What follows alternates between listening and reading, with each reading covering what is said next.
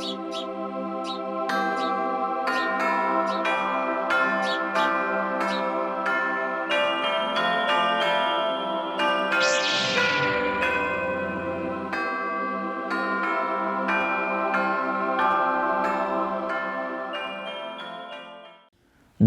क्षमा, दम। दम का मतलब जो बुरे विचार हैं उनको रोकने की शक्ति। मेरे जीवन में कोई, बुद्ध ने इसको और तरह से कहा है। बुद्ध ने कहा सम्यक स्मृति। उसने कहा कि जो सुखद स्मृति हैं उनको तो याद रखो और जो दुखद स्मृति हैं उनको भूल जाओ।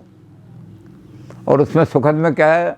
उन्होंने कहा जिसने तुम्हारे ऊपर उपकार किया है उसको हमेशा याद रखो, उस आदमी को भी याद रखो, क्योंकि भगवान ना करे कल दोबारा कोई तुम्हारे ऊपर आपत्ति आ गई तो वो आदमी दोबारा तुम्हारी मदद करेगा।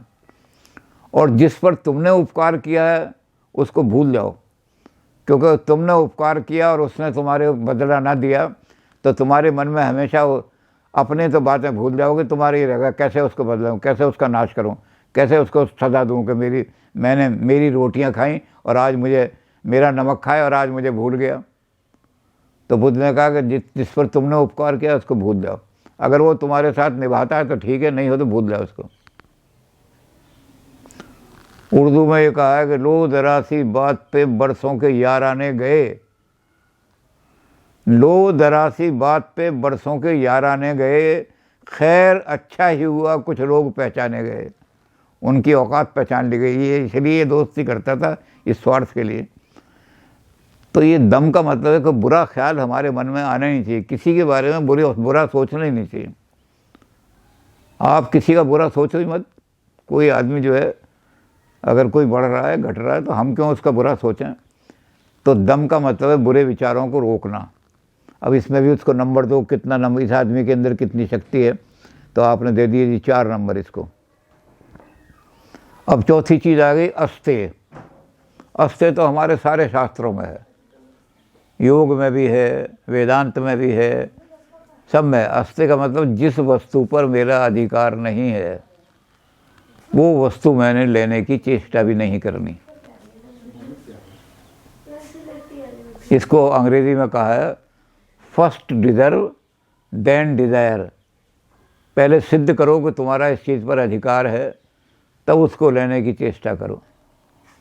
आपको किसी से कोई चीज़ लेनी हो तो पहले ये सिद्ध करो कि मेरा इससे लेने का अधिकार है, तो मैं लूँगा, नहीं तो नहीं लूँगा। तो इसके लिए भी हमारे यहाँ बहुत सारे उदाहरण आते हैं। भर्तृहरि ने जब राज त्यागा और राज त्याग करके विक्रमादित्य को, अपने भाई को राज दे करके चले, तो गंगा जी के किनारे जा रहे थे कि गंगा जी में स्नान करूँगा, समाधि में बैठ जाऊँगा। तो उनके गुरु जो थे गोरखनाथ, उन्होंने उनको परखने के लिए कि वैराग्य वाकई आया या नकली वैराग्य है, वो उनके साथ साथ चले। तो गंगा जी की रेत में चमकने वाले कण होते हैं, जमुना जी में एक कण में होते हैं। तो रेत जो है गंगा जी की चमक रही थी, पूर्णमासी का चांद था, चमक रही थी। थोड़े दूर आगे चले तो कुछ लाल लाल चमका। उन्होंने कहा रेत तो लाल होती नहीं। तो वहाँ खड़े हो गए, कहने लगे ऐसा लग रहा है कि इधर से कोई राजा महाराजा या कोई रानी गई हैं, तो उनके कोई हीरा टूट करके गिर गया है, इतना चमकदार ये हीरा ही हो सकता है। तो उन्होंने कहा ये किसी के काम आ जाएगा, यहाँ पड़ा पड़ा रेत में दब जाएगा, ख़राब हो जाएगा, ये उठा करके किसी को दे दूँगा। तो उन्होंने क्या किया, उसको उठाया और उठाने के लिए उसमें हाथ डाला तो हो, किसी ने पान खा करके पीक थूकी थी। वो रेत चूँकि चमकदार था, उस रेत में चमक रही थी, तो हाथ सारा खराब हो गया। तो गोरखनाथ जी ने आकर उनके कंधे पे हाथ रख दिया। भर्तृहरि अभी तो दूसरों के हित के लिए वो चीज़ उठा रहा था, तो इस पर तेरा कोई अधिकार नहीं। तो हाथ सना है, अगर अपने स्वार्थ के लिए उठाता तेरी आत्मा भी गंदी हो जाती। जिस चीज़ पर तेरा कोई अधिकार नहीं। तो हमारे यहाँ पुराने काल में तो आता है, फाइया ने लिखा कि मैं हिंदुस्तान में गया, मुझे सारे हिंदुस्तान में कोई ताला नाम की चीज़ दिखाई नहीं दी। घरों में लोग मकान छोड़ करके चले जाते हैं, कहीं ताला मुझे दिखाई नहीं दिया, लॉक नाम की मुझे कोई चीज़ दिखाई नहीं दी। क्यों नहीं दिखाई दी? अस्ते, जो मेरी चीज़ नहीं है उस पर लेने का मेरा अधिकार ही नहीं है। पहाड़ों में अब भी ये है, पहाड़ी लोग जो हैं जब इनको ले जाते हैं ऊपर अब तो खैर सब जगह बसें चलने लगी, नहीं पहले बद्रीनाथ केदारनाथ की यात्रा पर ले जाते थे तो उनको कहते थे पट्टू, गले पर वो पीठ पर सामान, पिट्ठू पिट्ठू कहते थे उनको, तो सामान पीठ पर रख करके ऊपर ले जाते थे। तो किसी का ज़्यादा सामान हो तो वो आधा सामान पिट्ठू अपना ले गए और ऊपर छोड़ करके आ गए, फिर आधा उठा के ले गए बाद में। तो इतनी देर में दूसरा कोई आदमी नहीं उठाता था उनका सामान। ये मेरा पिट्ठू है, ये लल्लू राम का पिट्ठू है, ये छज्जू राम का पिट्ठू है, तो ये पिट्ठू रखे रहते थे, कोई चुराते नहीं। तो पहाड़ों में शायद अब भी ये हो, पता नहीं, हम देख कह नहीं सकते, लेकिन अस्तेय की भावना जिसमें है कि जो वस्तु मेरी नहीं है मैं उसको लेने की इच्छा भी नहीं करूँगा। तो देखो इस आदमी में अस्तेय कितना है, तो उसके नंबर दे दो। धृति क्षमा दम अस्तेय शौचम, क्लीनलीनेस, अंदर भी क्लीननेस होना चाहिए। अगर कहीं अंदर में मल जम जाता है तो बहुत सारे रोग पैदा हो जाएंगे शरीर में। शरीर के सारे रोग मल के द्वारा पैदा होते हैं।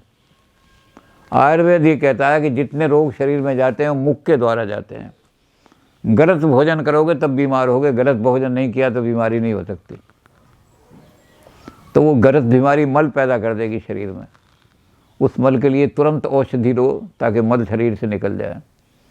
तो आंतरिक शुद्धि भी रखो, शौच, और बाहर से भी शरीर को साफ रखो, कपड़े भी साफ करो किसी तरह से। इसको गांधी जी ने ज़्यादा बढ़ा दिया। गांधी जी एक घर में गए, बड़ी उन्होंने सफाई कर रखी थी, तो वहाँ बैठे तो गांधी जी को उनका कुछ थोड़ी सी दुर्गंध से आ रही है कहाँ से। तो जो पति थे उन्होंने पत्नी कहने लगी वो खिड़की तो मैंने बंद कर दी थी। गांधी कहने लगे कौन सी खिड़की? कह लगे पीछे जी एक तालाब है, उस तालाब में गंदगी मच्छर वच्छर रहते हैं, तो उधर से गंदगी की तरफ से ना आए, मैंने खिड़की बंद कर दी थी, कपड़ा भी डाल दिया था। गांधी जी ने कहा कि ये जो तालाब में से बदबू आ रही है यही तुम्हें सारा बीमार कर देगी। तुम रोज़ नहाते हो लेकिन कल तुम्हें ऐसे रोग पैदा हो जाएंगे जो कीटाणुओं से पैदा होते हैं। वातावरण को भी शुद्ध रखो अपने को। शौच में ये भी आना चाहिए कि जिस वातावरण में रह रहा हूँ उस वातावरण में वो भी गंदा नहीं। कहते बाह्य शौच और आंतरिक शौच जो मनु ने बताए हैं, तो उस शौच में मैं ये ऐड कर रहा हूँ, चाहे किसी कमेंटेटर ने किए हुए नहीं किए हो, कि जिस वातावरण में रह रहे हो उसमें भी शौच होनी चाहिए। मेरे चारों तरफ का वातावरण ऐसा ना हो कि गंदगी पड़ी है। हम क्या करते हैं कि मनु ने शौच लिखा है कि घर में गंदगी नहीं रहनी चाहिए, तो अपने घर का कूड़ा लिया, पड़ोसी के आगे सरका दिया, उसके घर के आगे उसने अगले पहले पड़ोसी के घर सरका दिया, वहाँ ढेर लग गया कूड़े का। ये शौच नहीं है। शौच ये है कि हमारा वातावरण भी गंदा नहीं होना चाहिए। तो धृति क्षमा दमस्ते शौचम, इंद्रिय निग्रह, इंद्रियों पर कंट्रोल करने की पावर होनी चाहिए। अब मैं जा रहा हूँ परीक्षा देने के लिए और एक जगह कहीं बढ़िया नाच गाना हो रहा है, एक बड़ी अच्छी नाचने वाली, कोई मुजरा करने वाली नाच रही है, तबले बज रहे हैं, मैं उसे देखने के लिए खड़ा हो गया, क्योंकि मुझे अपने कान पर और आँख पर नियंत्रण नहीं है। और आधा घंटे बाद जब मैं गया तो वहाँ एंट्री बंद हो गई हॉल में जाने की। सारा जीवन मेरा खराब हो गया, पेपर ही नष्ट हो गया। तो जिनको अपनी इंद्रियों पर कंट्रोल नहीं, मेरे सामने रबड़ी ला के रखी एक आदमी ने, और मुझे पता है कि मेरी डायबिटीज़ में शुगर बहुत बढ़ी, मेरी शुगर बहुत बढ़ जाती है, तो मैंने क्या काम किया, वो रबड़ी खा ली। जिब्बिया पर कंट्रोल नहीं मुझे। घर जाके डॉक्टर ने कहा कि शुगर बहुत बढ़ गई, जल्दी से गोली वोली खाओ नहीं तो हार्ट अटैक हो जाएगा। तो डॉक्टर ने कहा कि तुम्हें अपनी जिब्बिया पर कंट्रोल नहीं। क्या करूं जी, बस रबड़ी देख के मन ललचा जाता है। तो इसको हमारे यहाँ दूसरी जगह भी और शास्त्रों में विषय दोष दर्शन कहा है कि जिस विषय में दोष हो उसको दर्शन भी नहीं करना चाहिए। तो इंद्रिय निग्रह, इसमें कितना इंद्रिय निग्रह है देखो उस आदमी को, उसके नंबर दो। तो अब हो गया धृति क्षमा दमस्त्य शौचम इंद्रिय निग्रह। धीर, दूरदर्शिता से काम लेने वाला, प्रोविडेंट जिसे कहते हैं, कि जो आदमी प्रोविडेंट है कि आज मैं पैसा जोड़ूंगा तो कल ज़रूरत पड़ सकती है मुझे, और आज मैं सारा खा गया, कल लड़की की शादी करनी है, घर में पैसा नहीं है तो क्या करेंगे, लड़की को धक्के देकर घर से निकालेंगे या कोई भगा। आज मैं बीमार हो गया, आज मेरे पास पैसा नहीं है, मैंने जोड़ के नहीं रखा, कल मैं बड़ा, मेरी माँ या मैं तकड़ा बीमार हो गया, पड़ोसियों से कर्जा मांगता फिर रहा हूँ, कुछ कर रहा हूँ। तो जो प्रोविडेंट फ्यूचर की सोच करके और प्रेजेंट को, controlling the present for the sake of future, इसके लिए हमारे यहाँ मीमांसा वालों ने कहा है कि आदमी को जब अपना जीवन सुखी बनाना है तो वो जीवन वहीं तक सीमित नहीं है जो उसका वर्तमान है, वो जीवन उसके फ्यूचर तक भी तो उसे देखना चाहिए कि कौन सी चीज़ ऐसी है जिसका मैं सेवन करूँगा तो मेरा फ्यूचर ख़राब हो जाएगा। तो जो वाइज मैन है वो फ्यूचर की चिंता करता है, चाहे तो वो वही बात करता है जो प्लेटो ने कही थी अपनी 4 वर्चूज में, controlling the present for the sake of future. Future की जो इस समय जो आपकी जो आवश्यकताएं हैं उन पर कंट्रोल करो फ्यूचर के लिए, कि मुझे कुछ बचा कर भी रखना है फ्यूचर के लिए। तो ये कहलाता है विजडम। धी माने बहुत दूर तक का सोचना। और विद्या विहीन पशु भी समाना, जिसने हमें, और ये भी कहा है माता वैरी पिता शत्रु, वो माता सबसे बड़ी दुश्मन है और वो पिता हमारा सबसे बड़ा दोष है जिसने हमें विद्या नहीं दिलाई। क्योंकि ज्ञान से वंचित होकर के आदमी जो है वो सींग और पूंछ के बिना का जानवर है वो। तो दी विद्या सत्यम का मतलब मैथमेटिकल ट्रुथ नहीं है, वेरासिटी का मतलब मेरे मन क्रम और वचन में एक सा होना चाहिए, ये सत्य है। 2 और 2 4 होते हैं, ये सत्य नहीं है। ये मॉरल सत्य नहीं है। मॉरल सत्य है कि जैसे मेरे विचार हैं वैसे ही मेरे वचन हो और वैसे ही मेरी क्रिया हो, ये सत्य है। विचार में तो मेरे ये है कि इस आदमी का नाश हो जाना चाहिए, और मिल रहा है तो हाथ मिलाकर भाई साहब बहुत बढ़िया, भगवान करे आप बहुत, तो मेरे मुख से वो बात निकल रही है जो मेरे विचारों से भिन्न है। तो तीनों में जब साम्य होता है तो वो सत्य कहलाता है। और इसके बाद क्रोध पर कंट्रोल। जितने पाप आदमी करता है, क्रोध पाप कर मूल। मनु भी यही कह रहे हैं, याज्ञवल्क्य भी यही कह रहे हैं कि जितने पाप कर्म होते हैं आदमी से, मर्डर कर दिया, किसी को पीट दिया, किसी को मार दिया, वो क्रोध में कर देता है, फिर जेल में पछताता है, गलती हो गई मेरे से जी, मैं क्रोध को नहीं रोक सका, मैंने उठा के गलती कर रहा था, मैंने छुरा उठा, सामने बर्फ़ तोड़ने का रखा था, वही उठा के उसके पेट में मार दिया। तो क्रोध पर कंट्रोल करना बहुत ज़रूरी है। कितना कंट्रोल कर सकता है आदमी देखो। अब उसके नंबर जोड़े कितना है जी? 35% है, ये फेल है, ये धर्मात्मा नहीं है। इसके जी 75% है, ये धर्मात्मा है। तो धर्म के लक्षण मनु ने दिए हैं। धर्म के लक्षण के अलावा धर्म का स्रोत क्या है? अब हमारे यहाँ ये माना गया है दूसरे धर्मों में कि भगवान ने एक किताब लिख करके भेज दी, उसमें सारे आपके, अब वो किताब में कोई बदलना हो तो भगवान ही बदलेगा, हम नहीं बदल सकते क्योंकि वो ऑथर है। लेकिन हमारे यहाँ ऐसा नहीं माना। हमारे यहाँ तो है कि युग के अनुसार, परिस्थितियों के अनुसार एक चीज़ जो आज धर्म है वो अधर्म बन जाती है कल। एक ज़माना वो था कि ये माना जाता था कि स्त्री घर में रहनी चाहिए, पर्दे में रहनी चाहिए, यही धर्म है। आज ये अधर्म हो गया। जिसके घर में स्त्रियाँ बेपढ़ी लिखी हैं उसको कहते हैं बड़ा जाहिल घराना है। तो अज्ञान सबसे बड़ा अधर्म। तो धर्म बदलता रहता है, तो इसको क्या करेंगे? हम धर्म को भगवान के हाथ में नहीं रखेंगे। तो मनु ने कहा कि धर्म के सोर्स क्या हैं? श्रुति, स्मृति, सदाचार, स्वस्थ प्रिय आत्मना, 4 जिसमें टेस्ट हों वो धर्म है। पहली चीज़ श्रुति, वेद सब धर्मों का बेस है। तो पहली चीज़ देखो ये वेद में दिया हुआ है या नहीं दिया हुआ। अगर वेद में नहीं दिया तो हम कहते हैं हम इसको धर्म नहीं मानेंगे। अब वेद में जो दिया हुआ है वो ऐसी चीज़ें हैं कि वेद के मंत्र बड़े ऐसे हैं जो कॉम्प्लेक्स हैं, बड़े सिंपल नहीं हैं। तो उसको स्मृति के अंदर, धर्मशास्त्र के अंदर उनकी कैसे व्याख्या की गई है। तो पहले श्रुति लो, उसके बाद धर्मशास्त्र में मनु ने कैसे इसकी व्याख्या की है, याज्ञवल्क्य ने कैसे की है, पारस्कर ने इसकी कैसे की है।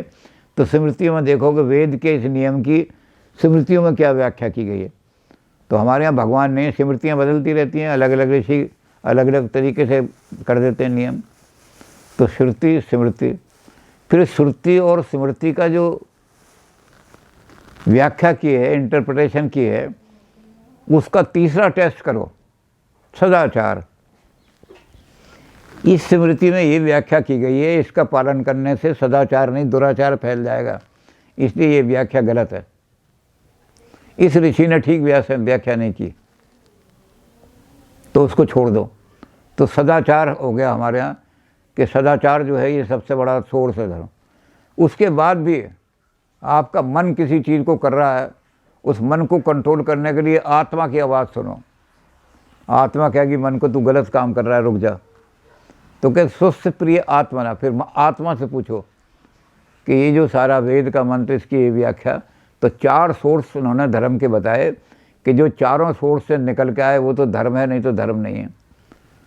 दूसरी एक और उन्होंने टेस्ट बता दिया मनु ने, धर्म और अधर्म का क्या टेस्ट है। तो इन्होंने कहा अब धर्म की व्याख्या तो ये कर ही दी, जो महाभारत वाली है वो सबने बयानी हुई है। धर्मो धार्यते प्रजा, यही मनु ने किया। जो प्रजाओं को टूटने से बचाए, नाश होने से बचाए, विखंडन होने से बचाए। सस्टेन का मतलब नाश होने से बचाना, सर्वाइवल वैल्यू जिसकी। तो ऐसे सिद्धांत जो सोसाइटी की सर्वाइवल वैल्यू हैं वो धर्म है। तो इन्होंने मनु ने ये कह दिया, परित्यजेद अर्थ कामो यो स्याताम धर्म वर्जितः। सोशल नियम, सोशल कोड, सोसाइटी ने जो लॉ बना रखे हैं, जो चीज़ उनसे मेल नहीं खाती, उन सोसाइटी के मेलों में सोसाइटी ने जिनको वर्जित किया हुआ है, ऐसे धर्म और अर्थ को तुरंत त्याग देना चाहिए। और उसके बाद में उन्होंने कहा कि धर्मम चापी, उस धर्म को भी त्याग देना चाहिए। वो धर्म नहीं होगा, पाखंड होगा, अंधविश्वास होगा, ढोंग होगा, या किसी आदमी ने आपको धोखा देने के लिए अपने पाखंड को धर्म के नाम से प्रचारित कर रखा होगा। कौन सी चीज़? धर्मम चाप्य। कौन से धर्म को त्याग दो? असुखोदरकम, जिसके पालन करने से समाज में असुख फैलता हो। धर्म का काम है सुख की वृद्धि, समाज में अभ्युदय, निश्चय सिद्धि। तो पहले अभ्युदय है। अभ्युदय का मतलब है इकोनॉमिक प्रॉस्पेरिटी भी होनी चाहिए, सोशल मॉरल प्रॉस्पेरिटी भी होनी चाहिए। तो जो चीज़ समाज में असुख पैदा करती है वो धर्म नहीं हो सकती। और दूसरा कहा लोक विकृष्टम, लोक में विकार, समाज में विकृतियां पैदा करती है, विकार पैदा करती है समाज में। तो उस धर्म को धर्म नहीं, उसको कहो धर्माभास। धर्म का पॉलिश करके, सोने का पॉलिश करके नीचे तांबा छुपाया हुआ है, तांबा बेच रहा है। ये पीतल का बर्तन लाकर उस पर इसने सोने का पॉलिश कर दिया है, तो ये पीतल है, सोना नहीं है। तो ये पॉलिश धर्म जो है धर्म नहीं है, धर्माभास है। किसी पाखंडी ने अपने पाखंड को धर्म का नाम देकर प्रचारित कर दिया है। तो उसकी कसौटी क्या लिखी मनु ने? असुखोदरकम। अगर वो सुख पैदा नहीं कर रहा तो लात मार के निकाल दो, अबे ये धर्म नहीं है, पाखंड है जो तू फैला रहा। इससे समाज में सुख घट रहा है। समाज से धर्म, अगर ये सच्चा धर्म होता तो समाज में सुख बढ़ता। और दूसरा का लोक विकृष्टम, लोक के अंदर विकार पैदा होते हों। तो मैं जब बच्चों को पढ़ाता था उनको, मैं बच्चों को एक उदाहरण दिया करता था। और वो उदाहरण क्या था? मैं उदाहरण देता था कि एक आदमी जो थे मरने लगे, तो उन्होंने अपने बच्चों को बुलाया, कहने लगे बेटा देखो मैं तो मर रहा हूँ, अब तुम एक काम करना, मैं 3rd गेट पे मुर्गा भी मैंने खाया, मैंने शराब भी पी, मैं जुआ भी खेलता रहा, मैंने 2-4 जगह लूट मार भी की, लोगों की जेब भी काटी, लेकिन अपना ब्राह्मण धर्म नहीं छोड़ा। तो कहने लगे बेटे ब्राह्मण धर्म, पिताजी जब इतने सारे कुकर्म किए आपने तो ब्राह्मण धर्म क्या है? कहते मैंने बेटा किसी दलित के हाथ का पानी नहीं पिया, किसी वाल्मीकि के हाथ का पानी नहीं पिया। तो बेटे कहने लगे पिताजी ये जो धर्म है आपका, इसको तो आप अपने साथ चिता में ही ले जाओ, क्योंकि मनु कहता है जिससे समाज में विकार पैदा होते हों वो धर्म हो ही नहीं सकता, पाखंड है वो। तो इसलिए पाखंड को नाम लोग धर्म के नाम से प्रचार करते हैं। मनु स्मृति बहुत लंबी चौड़ी है, लेकिन हमने केवल 3 बातें बताई। धर्म के लक्षण क्या हैं, धर्म का स्रोत क्या है, धर्म की कसौटी क्या है। बस इतनी बात हमने धर्म की बात आज की, मनु ने बहुत लंबा चौड़ा दिया है। कल हम धर्मशास्त्र में जो मनु के कंटेंट हैं, धर्म मनु स्मृति के, उनको हम सारों को तो नहीं ले सकेंगे क्योंकि हिंदू लोग बहुत बड़ा है। हम केवल 3 चीज़ों पर ही चर्चा करेंगे। एक तो एक कि हिंदू हैं, हिंदू विवाह सबसे बड़ा सैक्रामेंट विवाह को माना गया है। मनु ने कहा जो यज्ञ अग्नि पर नहीं बैठता वो पूर्ण नहीं हो सकता, अपूर्ण मनुष्य होगा। तो विवाह कितनी प्रकार के होते हैं, कितनी प्रकार के विवाह मनु ने लिखे हैं, उनको विवाह ही क्यों माना गया है। तो हम केवल एक तो विवाह की बात करेंगे। विवाह ही बहुत लंबा चौड़ा विषय है वैसे तो हम एक विवाह की बात करेंगे। एक मानव के जीवन को संस्कारित करने के लिए, मानव के जीवन को परिष्कारित शुद्ध बनाने के लिए बिल्कुल जो संस्कार मनु ने दिए हैं, 16 संस्कार, उन 16 संस्कार की हम चर्चा करेंगे। और फिर मनु ने चूँकि सबसे ऊंचा, जैसे हमारे महाभारत में लिखा है, ऐसे ही मनु ने भी सबसे ऊंचा गृहस्थ धर्म को माना है। तो गृहस्थ धर्म के जो गृहस्थी के जो धर्म हैं उनकी चर्चा करेंगे। एक दिन में केवल इतनी हो सकेगी, मनु स्मृति बहुत लंबी है और 27 धर्मशास्त्रों की चर्चा तो हम 1-1.5 महीने में भी नहीं कर पाएंगे। इसलिए हम मनु स्मृति के इन 3 ही चीज़ों पर डिस्कस करके और इसको धर्मशास्त्रों की चर्चा ख़त्म कर देंगे। अगर किसी की कोई जिज्ञासा होगी, क्योंकि धर्मशास्त्र बहुत लंबे चौड़े हैं, तो वो हम बाद में, अब जैसे धर्मशास्त्र में एक ही बात बता रहा हूँ कि राधा कृष्णन ने जब अंग्रेज़ी में इसका अनुवाद किया, बड़ी अच्छी किताब है हिंदू व्यू ऑफ लाइफ, तो उन्होंने कहा कि मनु ने विभाजन जो किया, तो मनु ने कहा man is for sword and woman is for hearth. मनुष्य के हाथ में, पुरुष के हाथ में तलवार शोभा देती है, तलवार के लिए बना है मनुष्य, और स्त्री किस लिए के अच्छा सा अच्छा भोजन बनाए और वो भोजन बना के बच्चों को, सास को, ससुर को, पति को खिलाए, तो हर्ष पर बैठी हुई बड़ी शोभा देती है। जब वो चूल्हे के पास बैठती है तो बहुत शोभित होता है। Man is for field. अब आदमी जो है खेत में जाके बड़ी शोभा देगा। Man shall make the law and woman shall make the character if their fields of, जो इनको काम सौंपे गए हैं, intermingle, then neither good law nor good character will be produce. अब औरत ने आज सारी साइको एनालिसिस जो फ्राइड की है वो इसी बात पर, जिसको मनु ने एक शब्दों का सारा उसने थ्योरी ऑफ पर्सनैलिटी लिख दी। जितने भी बच्चे क्रिमिनल बनते हैं वो बच्चे बनते हैं जिनको बचपन में माँ का प्यार नहीं मिला। जेल में जा कर के भी देखा तो वो बच्चे फ्रस्ट्रेटेड थे और फ्रस्ट्रेशन में क्राइम करते हैं। वो फ्रस्ट्रेशन को रोक नहीं सका, चक्कू मार दिया किसी के। तो फ्राइड और एडलर कहते हैं कि प्राय ऐसे लोग हैं जिन्हें माँ और बाप का, ये कहाँ पैदा होते हैं, broken home and ill managed schools में सारे क्रिमिनल पैदा होते हैं। ब्रोकन होम का मतलब है जिसमें माँ और बाप अलग अलग बच्चों को ध्यान नहीं दे पाते, या तो तलाक हो गई है, या माँ भी इतना काम पर, वर्किंग वूमन है, वो इतना काम नहीं करती है कि बच्चों को टाइम, और पिता भी बच्चों की तरफ ध्यान नहीं दे सकता। तो ऐसे जो ब्रोकन होम हैं या ऐसे स्कूल जहाँ डिसिप्लिन ठीक नहीं है, ये मिनिस्टर का लड़का है तो उसको बहुत ज़्यादा फेवर कर दिया, इंटरनल असेसमेंट में उसके 20 में से 18 नंबर लगा दिए, और ये एक मामूली माली का लड़का है, ओए 20 में से कितने नंबर लेगा, 5 नंबर लगा दिए, चाहे वो कितना ही अच्छा लड़का हो। तो जो इल मैनेज्ड स्कूल्स होते हैं वो बच्चा जो है कल समाज के खिलाफ खड़ा हो जाएगा, टीचर के नहीं। इस समाज ने मेरे साथ अन्याय किया है, मैं इस समाज से बदला लूँगा। तो वो जितने भी क्रिमिनल्स हैं वो पैदा होते हैं जो, जिनके परिवार में ठीक व्यवस्था नहीं है, या जिनके स्कूल में, एजुकेशन सिस्टम में इल मैनेज डिसिप्लिन है, वहाँ क्रिमिनल सारे वहीं पैदा होते हैं। ये आज की थ्योरी है, मॉडर्न थ्योरी, 20वीं सदी की थ्योरी है। ये मनु ने हज़ारों साल पहले लिख दी थी। आप मनु को ही मानते हो कि भाई मनु की जो स्मृति है उसको आप ये मानते हो कि बुरी पुरानी हो गई, मनु की बातें सारी आज नई हो रही हैं। तो कल हम इन चीज़ों पर, गृहस्थ धर्म, मनु की स्मृति में से हम 3 ही चीज़ों पर बात कर सकेंगे, 16 संस्कार, विवाह के स्वरूप, विवाह का स्वरूप और गृहस्थ धर्म।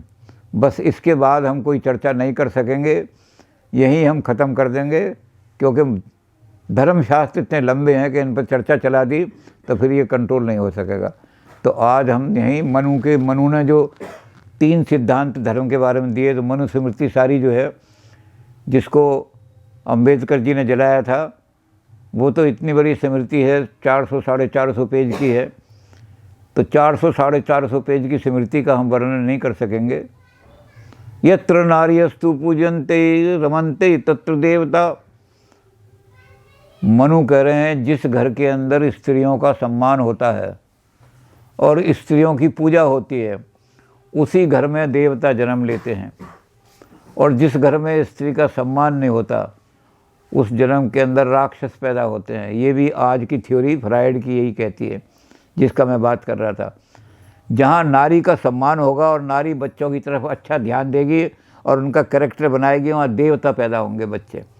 और जहाँ नारी के साथ अपमान होगा, नारी बिल्कुल ध्यान नहीं देगी बच्चों की तरफ, वो सारे ऐसे होंगे, कोई चक्कू मार है, कोई जेब काटने वाला है, कोई किराए पे मर्डर करने वाला है, वो सारे।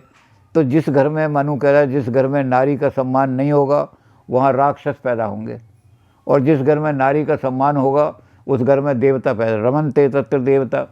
तो मनु ने बहुत कुछ लिखा है। अब 450 480 पेज की मनु स्मृति पर हम चर्चा नहीं कर सकते।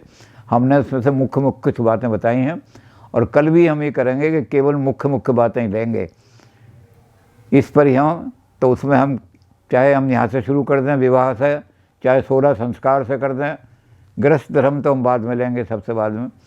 तो ये सारी करके हम और यहीं ख़त्म कर देंगे इसको।